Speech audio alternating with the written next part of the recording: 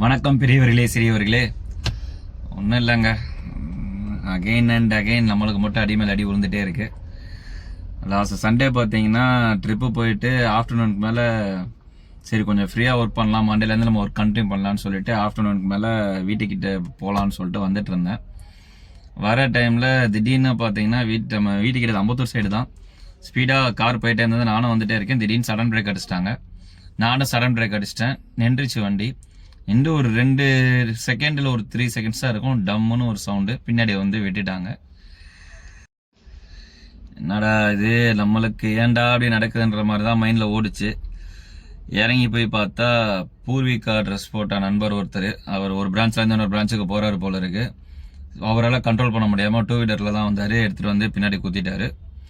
இறங்கி போய் பார்த்தா சைடில் பம்பர் வெளியே எடுத்துக்கிச்சு, கீழே தனியாக வேறு அது கலண்டுருச்சு. அந்த மட்காடு வர இடத்துல எல்லாம் கலண்டுருச்சு. எதுவுமே பேச முடியல. அவர் சாரிண்ணா என் மேலே தானே தப்பு, பிரேக் சரியாக டைட் வைக்கலண்ணா. அதெல்லாம் கரெக்டு தாங்க. சடனாக எனக்கும் தாங்க சடனாக பிரேக் அடிச்சிட்டாங்க. முன்னாடி போனவங்க பிரேக் அடிச்சாங்க, நான் பிரேக் அடிச்சு கண்ட்ரோல் பண்ணாங்க. நீங்கள் தானங்க அதெல்லாம் பார்த்து வச்சிருக்கணும். அது என்னோட வேலையாங்க. உங்களோட வண்டினா நீங்கள் தான் வச்சுருக்கீங்க, நீங்கள் தானே கரெக்டாக பார்த்து ஓட்டணும்னு சொல்லிட்டு கேட்டேன். அவர் எதுவுமே பேசலை. சாரிண்ணா என் மேலே தானே தப்புன்னு சொல்லிட்டு அப்படியே நிற்கிறாரு. நான் எதுவுமே சொல்லலை. இதுக்கு மேலே உங்ககிட்ட நான் என்ன சொல்கிறதுன்னு எனக்கு தெரியல. எனக்கு ஆனதுக்கு வண்டி நீங்கள் ரெடியாவது பண்ணி கொடுத்துட்டு போங்க அப்படின்னு. அன்றைக்கி சண்டே வேறு, மத்தியானம் ஷாப்ஸும் எதுவும் இருக்காது.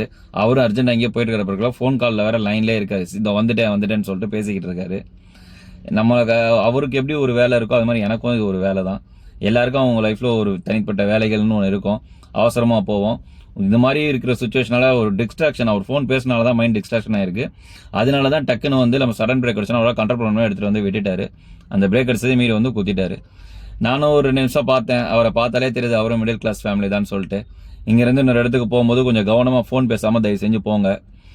இது மாதிரி நீங்கள் சின்ன விஷயமா பண்ணிட்டு போயிடுறீங்க. கொஞ்சம் யோசிச்சு பாருங்கள். இப்போ வண்டி வந்து நான் இன்சூரன்ஸ் நீங்கள் போட்டிருக்கீங்களே போய் விடலான்னு சொல்லிட்டு நினைக்கலாம். பட் இன்சூரன்ஸுக்கு நான் போய் விட்டேன்னா வண்டி 15 நாள் கிட்ட உள்ளே வச்சுருப்பாங்க. அந்த ஒரு சின்ன பாட்டு மாற்றுறதுக்கு அவங்களுக்கு அவ்வளோ ஃபார்மாலிட்டிஸ் இருக்குது. அவங்க போட்டு இது பண்ணி எடுத்துகிட்டு தரணும். இதை தாண்டி வந்து பார்த்தீங்கன்னா அவங்க அந்த வண்டி தரதுக்கு விட அந்த 15 நாள் நான் வீட்டில் சும்மா உட்காரணும். ஒரு நாளைக்கு எவ்வளோ இன்கம் நான் ஏர்ன் பண்ணுவேன் தெரியுங்களா? அந்த ஒரு நாள்லேருந்து 15 நாளைக்கு நான் என்னோட இன்கம் போயிடும். எனக்கும் இஎம்ஐஸ் இருக்குது, மந்த்லி எல்லாமே நானும் பேமெண்ட் பண்ணணும். எங்களுக்கும் உள்ள கஷ்டன்றதை கொஞ்சம் யோசிச்சு பாருங்கள். இது எங்கள் சைடு மட்டும் நான் சொல்ல, டிரைவர்ஸ் லைஃப்பில் மட்டும் நான் சொல்ல, எல்லாருக்கும் லைஃப்பில் ஒரு கஷ்டங்கள் இருக்கும், ஒரு இது இருக்கும் தான். தயவு செஞ்சு ரோட்டில் போகும்போது இந்த ஃபோன்ஸ் பேசுகிறதெல்லாம் கொஞ்சம் அவாய்ட் பண்ணிக்கோங்க. ஆல்வேஸ் சிரிச்சா முகத்தோடு இருங்க. நல்லதே நினைப்போம், நல்லதே நடக்குங்க. அவ்வளோதான், வேறு என்ன பண்ண முடியாது. அவரை போன்னு சொல்லிட்டேன், அவர் போயிட்டாரு, நானும் வண்டி எடுத்துகிட்டு வந்துட்டேன்.